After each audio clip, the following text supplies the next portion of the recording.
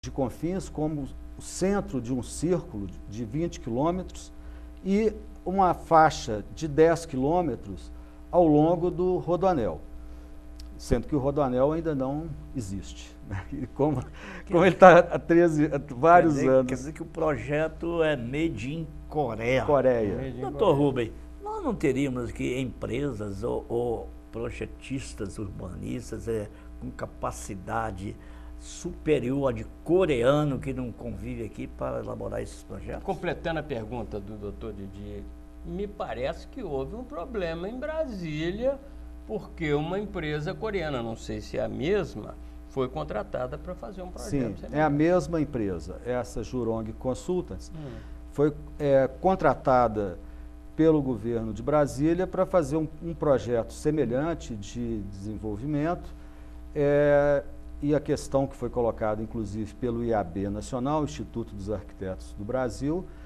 foi que essa empresa foi contratada sem licitação. Sem licitação. E eu acredito que aqui de Belo Horizonte também foi nesse sentido. E a justificativa dada pelo governo de Brasília, de Belo Horizonte eu não tenho certeza. Aqui no Brasil a gente não teria empresas com conhecimento para fazer esse tipo de planejamento. O Zé Carlos Lender é um grande colaborador nosso, companheiro de longas datas, de muitas lutas. É um trabalho bonito, hein? Trabalho bonito excelente. Dele. Ex-presidente do Instituto dos Arquitetos do Brasil. Zé Carlos, olha isso aí, Zé Carlos. Um abraço para você. Uma terra que tem um Niemeyer, que tem um Lúcio Costa, tantos nomes, o Zé Carlos, o Dr. Rubem.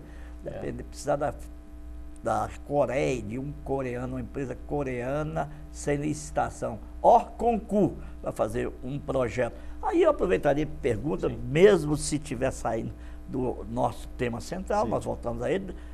Doutor Rubem, o senhor é urbanista, o que é que o senhor acha da localização, da construção daquela cidade administrativa, lá para as Cucuias, que me parece, quando passei próximo dela ontem, que parece um elefante branco tão distante, pode não ser amanhã, mas hoje, que ele tem solto lá, hoje o senhor faria um projeto desse, ou aprovaria um projeto desse? Ou eu estou equivocado? Olha, aquele projeto, vamos falar assim, com as dimensões que ele tem, eu acredito que ele tem uma função não apenas de abrigar a administração do Estado, mas uma função simbólica e uma função de construir a imagem da cidade, que vai ser vendida, que está sendo vendida, lógico. Então, por exemplo, quando nós estamos chamando os turistas para a Copa, o turista vai descer no aeroporto de Confins e vai passar direto pela monumental obra do Niemeyer. E depois, muito bonito. Depois ele vai passar pela Lagoa da Pampulha. Então, a imagem de Belo Horizonte que está sendo vendida para o mundo, evidentemente, não é a imagem da favela. É a imagem dos grandes monumentos, das grandes obras. Não é?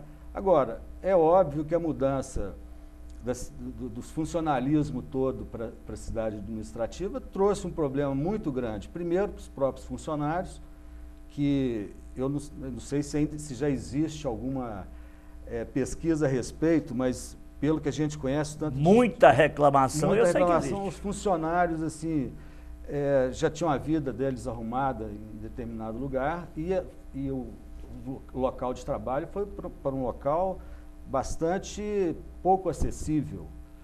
Não é? Não tem nada perto. Né? Não tem nada perto. Então, agora, o que o governo aposta, né, o governo do Estado, é que a cidade realmente vai mudar para lá.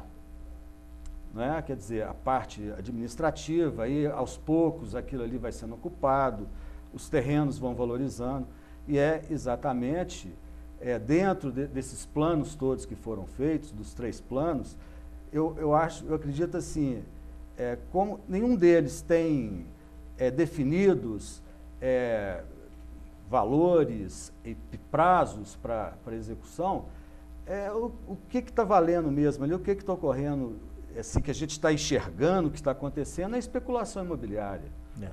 Então, os terrenos se valorizando.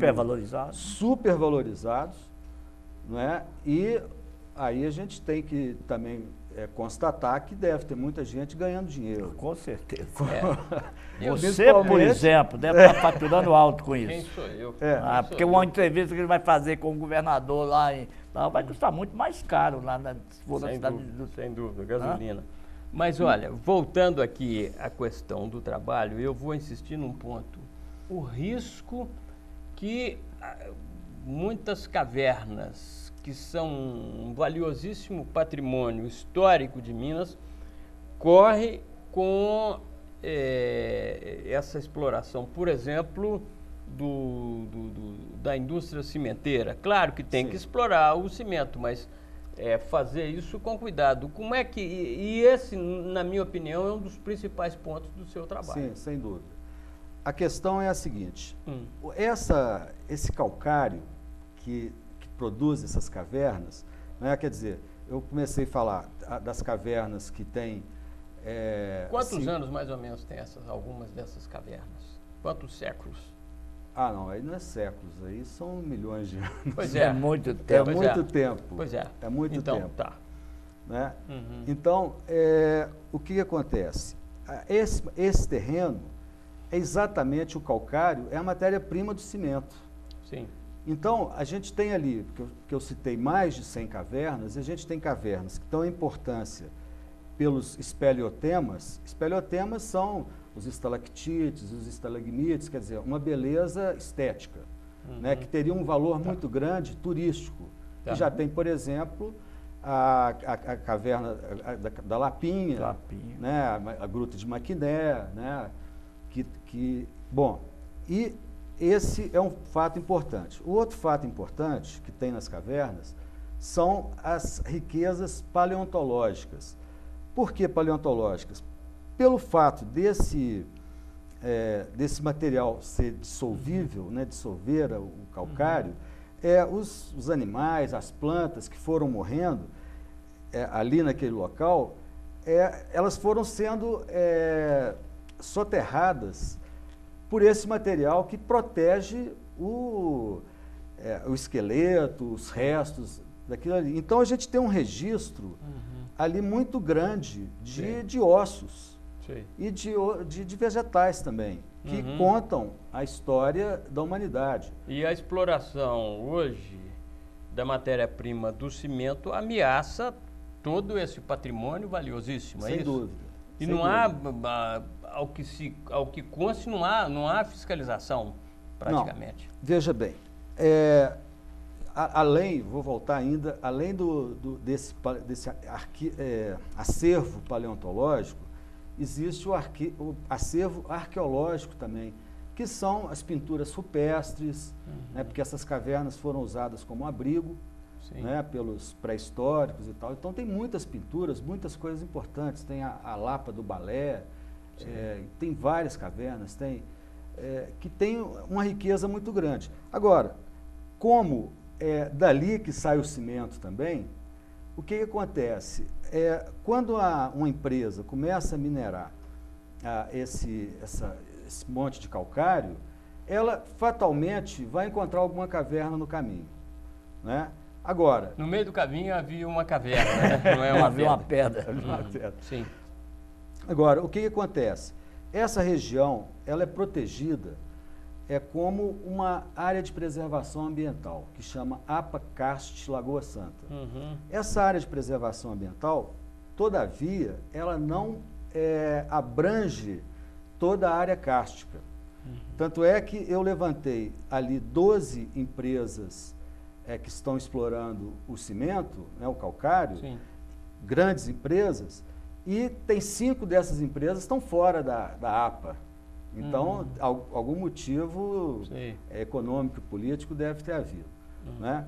Então, as cavernas mais importantes, por exemplo, a Lapa Vermelha, onde o Lund descobriu o homem de Lagoa Santa, ela já não resta mais nada dela. Isso é uma questão mundial, não é só brasileira. É mundial. É mundial. Ela foi totalmente destruída, não tem nada. obviamente que isso foi antes da constituição da APA-CAST. Não tinha norma nenhuma, não tinha regra nenhuma. E ironicamente, o cimento fabricado chamava cimento Lapa Vermelha. Né? De onde a gente tirou essa informação valiosíssima. A outra caverna importante nesse aspecto também chama Lapa Vermelha 4, que é perto do aeroporto de Confins. Nessa caverna, uma equipe brasileira e francesa da UFMG, né, brasileira da UFMG, descobriu lá a luzia, que mudou a história do homem na América. Rapidamente, o que é a luzia? Nós temos 1 minuto. Bom, a luzia foi um esqueleto, né, de uma mulher encontrada, então foram feitos os testes e a recomposição da luzia e descobriu-se que ela era negroide. Ela não era de origem mongol como os índios, né? Então ela veio da África. E ela veio muito anteriormente à época que teriam vindo os ascendentes dos índios. Quer dizer que a África não é nossa mãe, é nossa tataravó, né? Ela é anterior. E tudo isso está correndo risco de ser destruído. Ainda nesse momento que nós estamos gravando aqui, isso pode estar sendo destruído. A Lapa Vermelha está protegida. A gente tem uma mineração logo atrás que... Mas é uma pena que essas leis, esse instrumento de proteção nem sempre funcionam, senão nós não teríamos aqui a nossa serra aqui do Belo Horizonte quase que totalmente dizimada. Mas uma peninha, infelizmente o nosso tempo acabou, nós teríamos muito que aprender aqui com o doutor Rubem, mas vai ficar aí para uma próxima oportunidade. Espero que ele se disponha a retornar aqui. Eu nem sei se eu poderei, quando ele voltar, cantar. Quando eu morrer, me enterre na Lapinha. Na Lapinha, olha aí, pode ser. Só não pode morrer. Muito obrigado, Peninha. Muito obrigado, doutor Rubem. Muito obrigado, Henrique Arthur, por sua presença aqui em nosso estúdio. Muito obrigado aos senhores telespectadores pela generosidade da sua audiência. Fiquem conosco na TVC BH, a TV comunitária mais antiga do Brasil, há quase 18 anos no ar. Até breve.